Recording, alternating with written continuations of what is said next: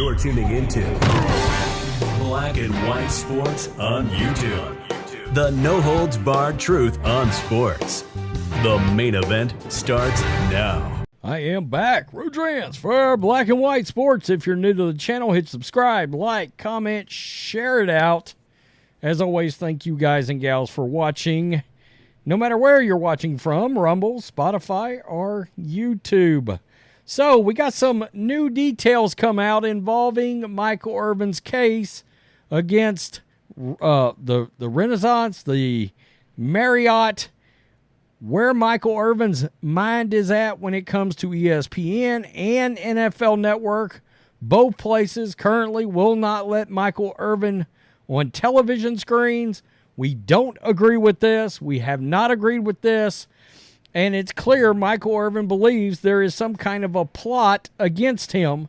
And some of these details have emerged out as exactly where he is at because, look, we've kind of been of the opinion on this channel, myself and John, that maybe Michael Irvin should sue the NFL in all this as well because, let's be honest, he was removed, and we've seen the video, removed from Super Bowl week, removed from ESPN, and it's been like, at what point do we start, giving the benefit of the doubt like you're supposed to in the legal system when it comes to allegations? NFL Network, ESPN seem to just blindly believe these accusations against Michael Irvin.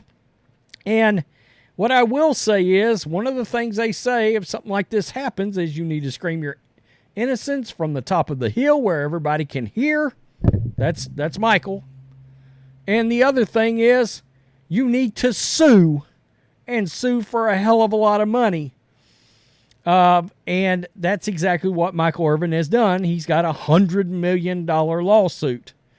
As well he should. If this turns out to be not true, Michael should own everybody, including Marriott and whoever else he needs to get to.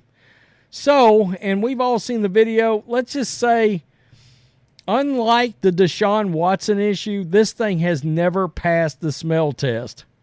I've also said that, look, if we were talking about one or two people when we were talking about Deshaun, I would have went a completely different direction in all of those videos. But, look, when you come down to 24 or 25 or 26 or 100, like Watson, pretty hard to give you the benefit of the doubt anymore.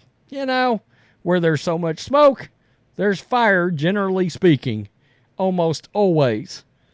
Irvin's dark place versus Jane Doe's evil mind. New info in the $100 million Cowboys lawsuit.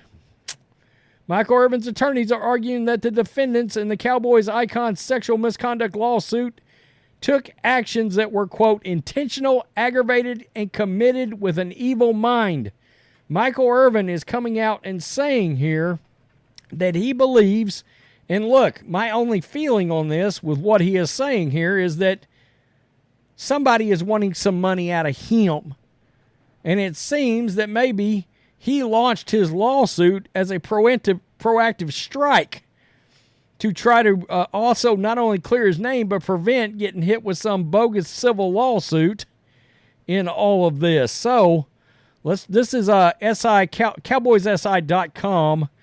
Michael Irvin is still biding his time, fighting his way out of, quote, a dark place, and is hoping to be reemployed by NFL Network and ESPN once he wins his $100 million lawsuit against Marriott and his accusers. So, now we know where Michael is at as far as NFL Network and ESPN. He wants to be reemployed. He wants to be brought back.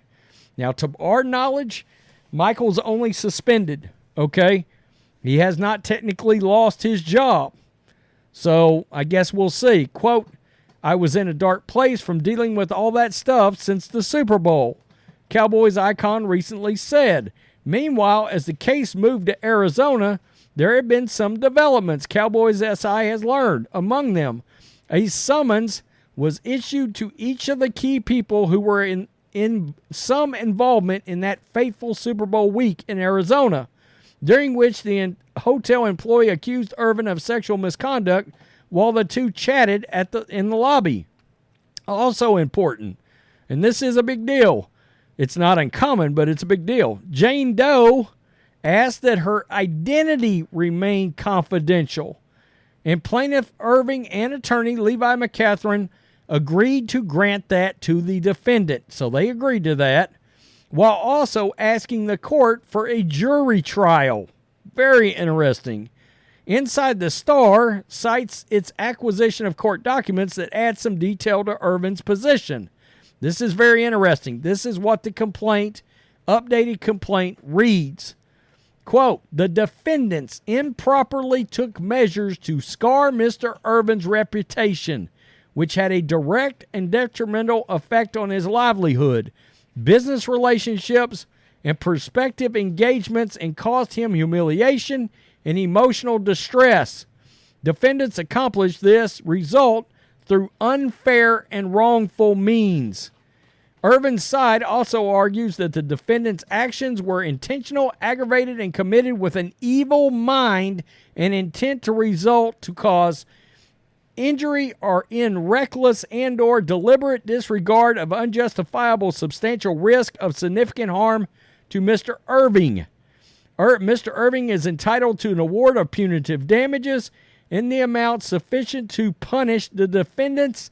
That's very interesting. Michael Irvin is letting it be known he wishes to punish the defendants and deter them and others from similarly situated from engaging in like conduct in the future.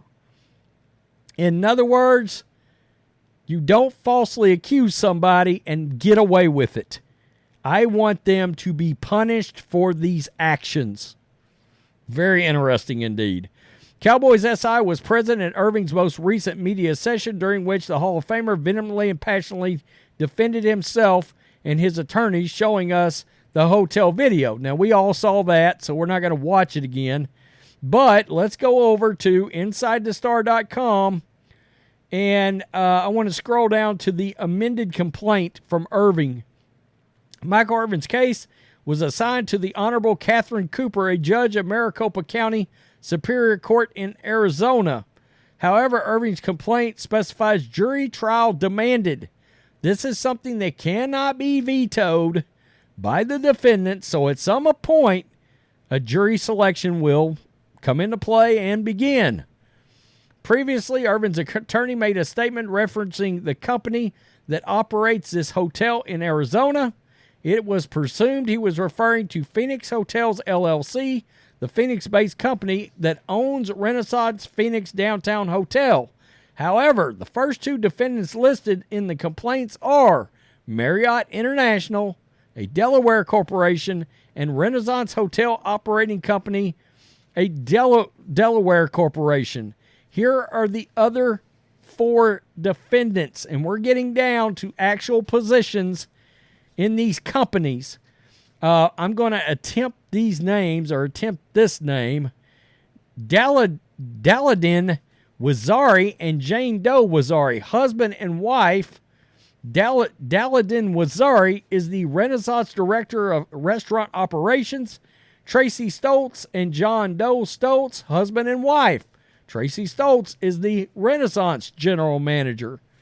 Lee Van Vinci Guerrera and John Doe Vinci Guerrera, husband and wife. Lee and Vinci Guerrera is the Renaissance Director of Sales and Marketing. Jane Doe and John Doe, husband and wife. Jane Doe is the woman who initially accused Irvin of misconduct. Her identity is being kept confidential. Wow. So, and for those wondering, and this is a big wonder, big part of this video, for those wondering if Michael Irvin will take legal action against the NFL, there is no indication that would ever happen. The complaint alleges that the defendants knew that the NFL would be quick to take action after hearing about the accusations against Irving. It claims that the NFL was depending on Marriott and Renaissance to be thorough in their investigation before relaying events or accusations to the NFL. Quote, upon information and belief, the complaint reads, Renaissance and Marriott, and not the NFL, possess information bearing on the interaction between Miss Doe, and Mr. Irving, and the falsities of their statements concerning Irvin. So, as of right now, he is not going after the NFL. It was previously reported he sought $100 million in damages, but now that amount could hypothetically increase. Woo! Irvin's amended complaint includes 4 claims of relief. Third and fourth claims for tortious interference with contracts and business expenses, respectively. So, in other words, future business endeavors, blah, blah, blah. We all know. In other words, basically, long story short, he is in part suing because of what it may do to future opportunities. But if the jury rules in Irvin's favor, there's no telling what the amount will believe would deter entities like Marriott International from similar actions in the future, considering Marriott is expected to bring in over $22 billion annually. Wow. So that's where we'll hold off right there, but it is certainly getting more and more interesting, and I like Michael's statement because he believes there was malicious intent, and he's trying to teach some people some important lessons for the future as well. Hey, you're not going to be able to just come out and plot against people. My guess would be because Michael Irvin is, had a history, by the way, a history of being falsely accused in the 90s, but they also know, look, Michael was kind of wild back in the day, girls and blah and blah and blah, and they thought they might take advantage of that. And he's obviously got a lot of money. Cha-ching and cha-ching going off in people's heads, and Michael is saying, nah, there's a plot to try to go after my name and my bread. You can't have either. In fact, everybody involved, give me some money back for falsely accusing me. I mean, we'll have to see. Look, it may all come out that everything they're saying is true. But I've got to see way more than what I've seen for me to believe that Michael Irvin is guilty at this point. It smells like dog shit to me. It just does. It has from the very beginning. Peace. I'm out. Till next time. Thanks for watching the show. Be sure to like, comment, and subscribe. Be sure to tune in next time on Black and White Sports.